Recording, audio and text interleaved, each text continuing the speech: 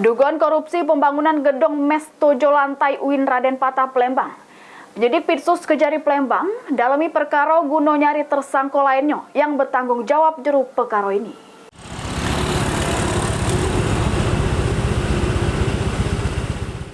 Dugaan korupsi pembangunan gedung mes 7 lantai UIN Raden Fatah Palembang, Kejari Palembang sudah menetapkan Doni Prayatna selaku Direktur PT Cahaya Sriwijaya Abadi sebagai tersangka juru perkara ini.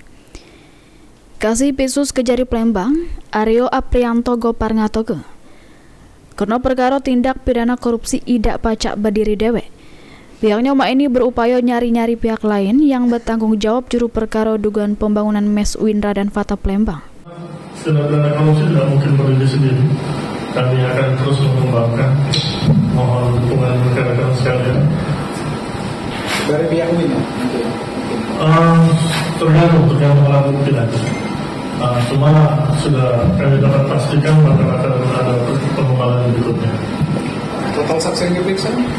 Saksi saat ini sudah diperiksa kita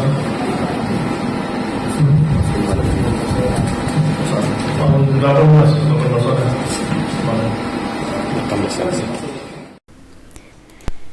Diketahui jumlah saksi yang diperiksa juru perkara ini sebanyak 18 wong saksi.